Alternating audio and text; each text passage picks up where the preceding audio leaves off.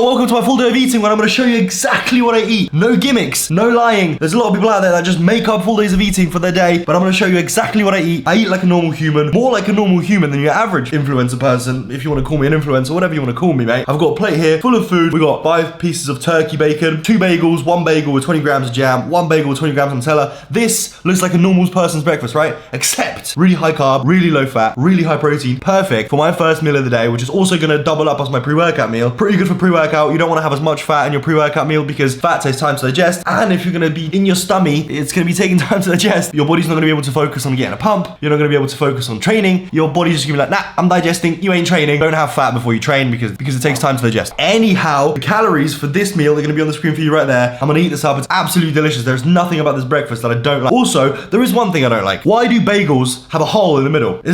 I spoke about this to Lucy. I was like, it's just annoying that I have to put Nutella around the hole and then it goes in the hole and it gets on my finger and then it gets all sticky. Lucy said maybe it's something to do with the cooking process. Yeah, I don't think baking or boiling, whatever they do to bagels, requires them to make a fucking hole in it. And why is there no bagels with, why are there no bagels without the hole? They should just make bagel bread because bagel is amazing, but they have a fucking hole in it. Anyways, I'm gonna show you all the supplements I'm gonna have in a minute. But anyways, I'm gonna eat this up in 3, 2, 1.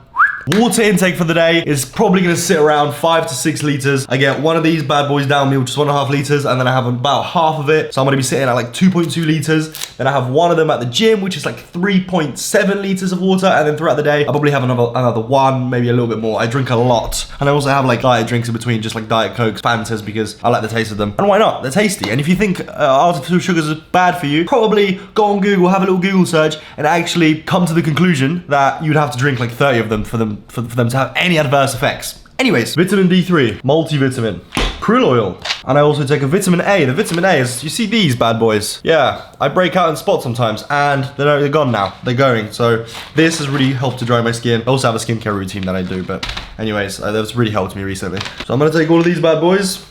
That's all the subs. You can get them all for my protein. There's a discount code in the description if you want. It will give you like 40% off your order. Easy. Thank you very much.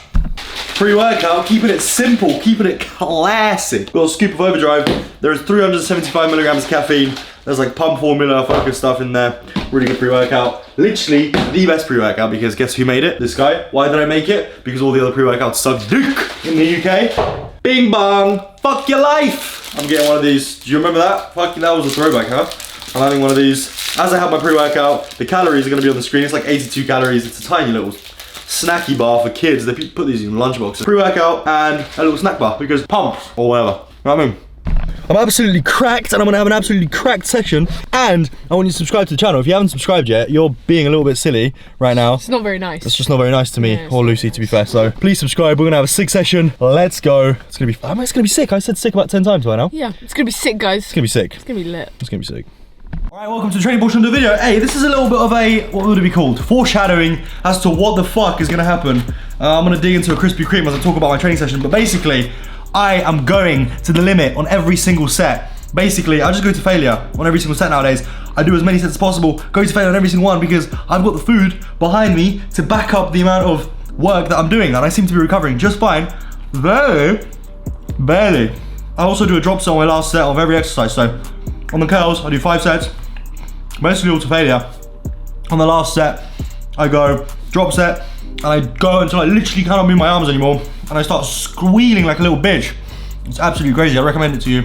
If you want to up the intensity of your training, see if you can recover from it. If you can recover from it, carry on. If you can't recover from it, do not carry on because you're gonna run into injuries, issues, but so far, I'm recovering, so I'm all good, okay? Moving into that pull down, same thing. Basically, 4 to 5 sets of 12 to 15 reps, and you might be like, oh my god, it's so much volume, but I only do 4 exercises. So it's not actually that much volume. There's about 20 sets a week of volume, which is like exactly where I can recover, right?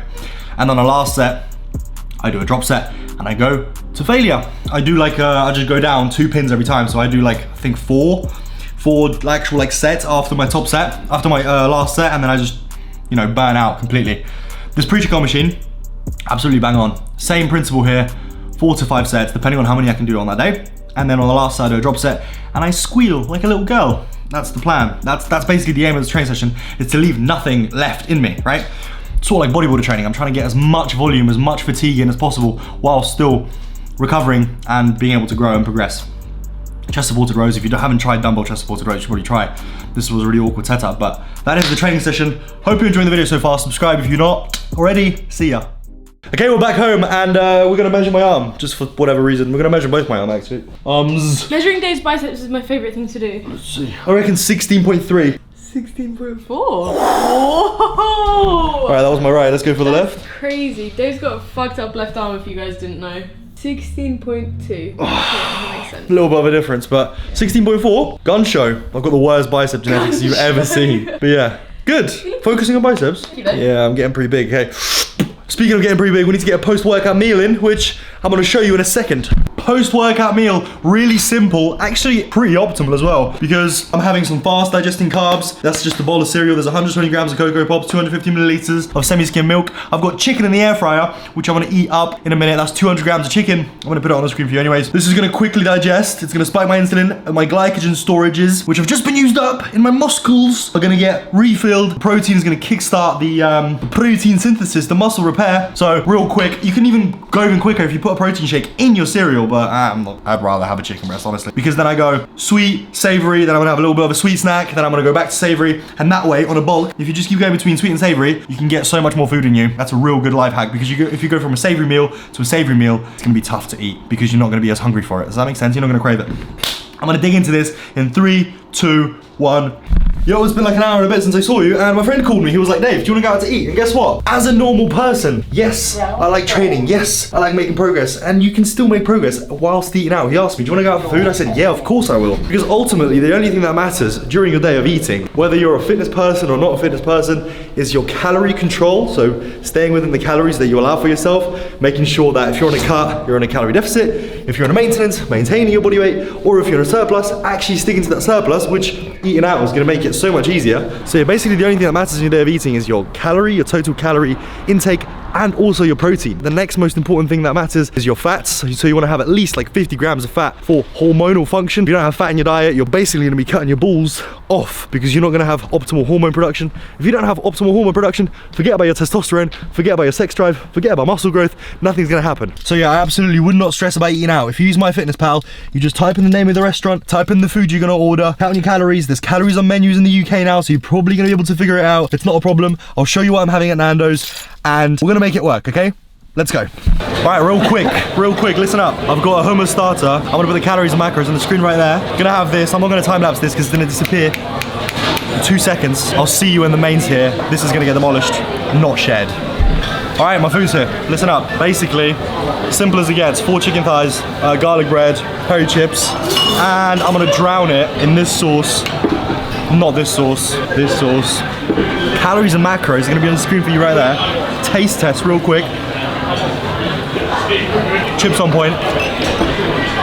Garlic bread on point. God damn.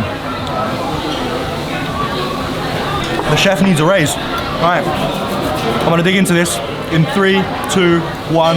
All right, listen up. I've got some Krispy Kremes, and I'm gonna have some Krispy Kremes. I don't know how many exactly, but I'll update you as I have them. The reason why I'm having Krispy Kremes, right? Listen to this. Me and my friend are gonna go out to drink, and I need some stuff to absorb the alcohol, number 1. Number 2, I need some calories. Number 3, if my day is going a little bit down the drain because I'm going out to drink, it doesn't matter if I have a Krispy Kremes. So, a little Krispy Kreme. Is it crispy? Oh, and creamy. It's crazy. I feel like I'm gonna have the whole box. You're just gonna record yourself eating every single At least 2. At least 2. I'm gonna record myself eating at least 2. I need to edit this video. I'm gonna keep you updated as to how many Krispy Kremes I consume though. That's 2 down. That should be 400 calories exactly. Like 200 calories each. I'll edit this video up. I'm gonna carry on digging in. Don't even worry about it, sweetheart. I've had another Krispy Kreme, that's an update. Also, what do you think about me going out to drink? I'm gonna come. You serious? Nah. No? Nah. Do you wanna get dressed if you wanna go? No. Real quick, no? No. Alright, cool. Fuck you. I hope that you have fun. Yeah, thanks. Alright, me and Harrison are gonna get absolutely fucked up. Drink of choice, you know how I get down. Pink gin. That's because I literally like guys. So pink gin is on the menu today. I'm gonna have it with some lemonade. That's gonna be the drink of choice. I'm gonna have enough to kill me, probably get me absolutely intoxicated incarcerated, indoctrinated, and also institutionalized. Car parked, fucked up, fucking Obliterated. destroyed, obliterated. That's gonna be me. I hope you enjoyed the video. If you did, that's not too much of a full day of eating, but every single time I try and make a full day of eating, I just go off the rails. I eat normally most of the time, but it just so happens that last time I went out and had a cheat meal, and then it turned into a bit of a cheat day. And today I had a meal, and it just turns out that I'm gonna end up having enough alcohol to kill the whole of Ukraine and Russia and Poland at the same time. Okay, subscribe if you're not subscribed. Like the video. Love you loads. I'll see you in the next one. I'm gonna be back to normal soon. Okay, love you. Bye bye.